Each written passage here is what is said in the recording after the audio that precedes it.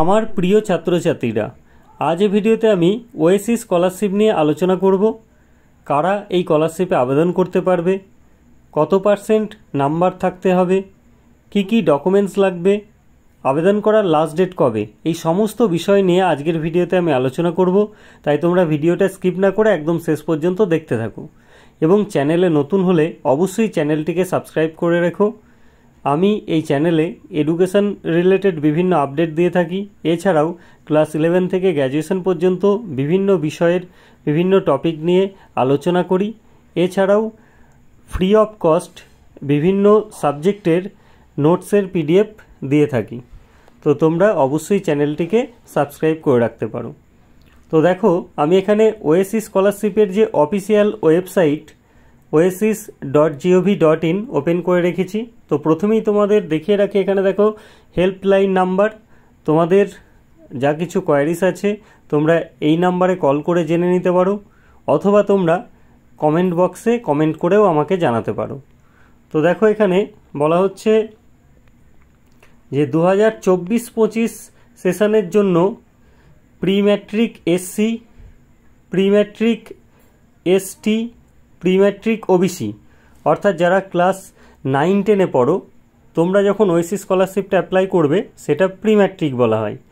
এবং তারপরে আছে দেখো post matric SC, post matric ST এবং পোস্ট ম্যাট্রিক ওবিসি অর্থাৎ যারা ক্লাস 11-12 বা গ্র্যাজুয়েশনে পড়ছো বা এমএ পড়ছো, মানে ক্লাস 11 বা তার উপরের যে ক্লাসগুলো আছে, যে ক্লাসেই তুমি পড়ো না কেন, সেটাকে বলা হচ্ছে পোস্ট ম্যাট্রিক। অর্থাৎ ক্লাস 9 থেকে এই স্কলারশিপটা শুরু হয় আবেদন করা। যদি তোমার কাছে এসসি, এসটি অথবা ওবিসি সম্প্রদায়ভুক্তের সার্টিফিকেট থেকে থাকে, এসসি, এসটি, ওবিসি এই সার্টিফিকেট যদি থাকে, তাহলে তুমি অ্যাপ্লাই করতে পারবে। কিন্তু এখানে একটা বিষয় মনে রাখতে হবে যে যারা সংখ্যালঘু সম্প্রদায়ভুক্ত আছো, আমি উদাহরণ হিসাবে এখানে মুসলিম সম্প্রদায়ের স্টুডেন্টদের ধরে নিচ্ছি, তো তোমাদের কাছে অনেকেরই ওবিসি সার্টিফিকেট আছে, কিন্তু তোমরা এই স্কলারশিপটায় আবেদন করতে পারবে না।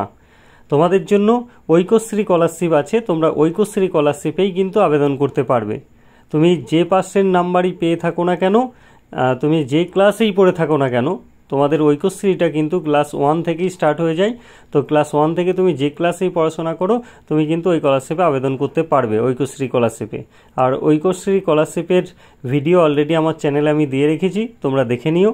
তো এই ক্ষেত্রে এই ওএসসি স্কলারশিপটা যেহেতু সংখ্যালঘু সম্প্রদায়ের স্টুডেন্টরা আবেদন করতে পারছো না, অর্থাৎ সংখ্যাগুরু মানে হিন্দু সম্প্রদায়ভুক্ত স্টুডেন্টরা, যদি তোমাদের কাছে এসসি, এসটি আর ওবিসি এই সার্টিফিকেট থেকে থাকে, তোমরা অ্যাপ্লাই করতে পারবে। তো এবার বলি যে এখানে অ্যাপ্লাই করার জন্য কত পার্সেন্ট নাম্বার লাগে। এখানে অ্যাপ্লাই করার জন্য নাম্বারের কোনো ধরিধক্কা নেই। তোমার লাস্ট যে পরীক্ষা তুমি উত্তীর্ণ হয়েছো, সেই পরীক্ষায় যে পার্সেন্টেজের নাম্বারই পেয়ে থাকো না কেন, তুমি অ্যাপ্লাই করতে পারবে। এবার বলি কি কি ডকুমেন্টস লাগবে। অবশ্যই প্রথমেই যেটা তোমাদের বললাম, এসসি, এসটি, ওবিসির সার্টিফিকেট, সেটা থাকতেই হবে। তারপর তোমাদের ব্যাংক পাসবুক থাকতে হবে, তোমাদের লাস্ট যে মার্কশিট সেটা লাগবে, এবং বিডিওর ইনকাম সার্টিফিকেট, পঞ্চায়েতের ইনকাম সার্টিফিকেট দিয়ে কিন্তু হবে না, বিডিওর ইনকাম সার্টিফিকেট, এই ডকুমেন্টসগুলো লাগবে। মোবাইল ফোন লাগবে, তারপর তুমি অনলাইনে আবেদন করতে পারবে। এরপর বলি আবেদনের লাস্ট ডেট কবে। দেখো, এখানে কিন্তু 2024-25 সেশনের আবেদন শুরু হয়েছে এটা বলা হয়েছে, কিন্তু এখানে আবেদনের লাস্ট ডেট কবে সেটা কিন্তু বলা নেই, যে আবেদনের লাস্ট ডেট কবে। তো যেহেতু রিসেন্ট শুরু হয়েছে, মানে জাস্ট 2-3 দিন আগে শুরু হয়েছে, তাই এখন এটা আবেদন চলবে। আর স্কলারশিপগুলোর ক্ষেত্রে দেখা যায় 1 মাস, মানে সব থেকে কম হলেও 1 মাস ডেট থাকেই। তারপরে অনেক স্কলারশিপে 3 মাস, 4 মাস, 5 মাস, 6 মাস পর্যন্ত অ্যাপ্লাই চলে। কিন্তু তোমরা চেষ্টা করবে 1 মাসের মধ্যে সমস্ত ডকুমেন্টস রেডি করে, যা যা লাগবে বললাম সেই ডকুমেন্টসগুলো রেডি করে নিয়ে স্কলারশিপটা অ্যাপ্লাই করার জন্য। যদি তোমাদের বুঝতে অসুবিধা হয়, সেই ক্ষেত্রে তোমরা আমাকে কমেন্ট করে জানাতে পারো যা কিছু তোমাদের জানার বিষয় আছে। এবার অনেকের প্রশ্ন যে স্যার, আমি তো এর আগের বছর অ্যাপ্লাই করেছিলাম, তো এবার কি রিনিউয়াল করব না নতুন করে করতে হবে। সেই ক্ষেত্রে বলি, ধরো কোনো একটা স্টুডেন্ট এবছর ক্লাস 12-এ পড়ছো, মানে সে আগের বছর ক্লাস 11-এ অ্যাপ্লাই করেছো, তাহলে ক্লাস 12-এ তুমি সেই সেম স্কুলেই আছো, মানে একই ডিস্ট্রিক্টের অন্তর্গত একই স্কুলেই পড়ছো, তাহলে তুমি রিনিউয়াল করবে। কিন্তু কোনো একটা স্টুডেন্ট ধরো এবছর উচ্চ মাধ্যমিক পাস করে কোনো কলেজে ভর্তি হয়েছো, সেই ক্ষেত্রে তোমার কলেজ যদি অন্য ডিস্ট্রিক্টে হয়, তুমি আগে স্কুলটা যে ডিস্ট্রিক্টে ছিল কলেজটা অন্য ডিস্ট্রিক্টে, সেই ক্ষেত্রে তোমাকে নতুন করে অ্যাপ্লাই করতেই হবে। এমনকি যদি সেম ডিস্ট্রিক্টেও হয়ে থাকে তাহলেও আমি বলবো তোমরা নতুন করেই অ্যাপ্লাই করবে, রিনিউয়াল করবে না। রিনিউয়াল কারা করবে? যারা বললাম যে ক্লাস 11-এ হয়তো পড়তে এর আগের বছর অ্যাপ্লাই করেছো, এখন 12-এ পড়ছো, অথবা আগের বছর বিএ ফার্স্ট ইয়ারে পড়ছিলে, অ্যাপ্লাই করেছিলে, এবছর সেকেন্ড ইয়ারে উঠেছো, সেই ক্ষেত্রে তুমি অ্যাপ্লাই করতে পারো, রিনিউয়াল করতে পারো।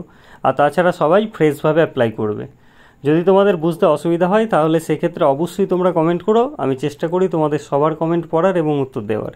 ভিডিও ভালো লাগলে একটা লাইক করো, বন্ধুদের মধ্যে প্রচুর পরিমাণে শেয়ার করে সবাইকে বিষয়টা জানিয়ে দাও এবং অবশ্যই চ্যানেলটিকে সাবস্ক্রাইব করে রেখো।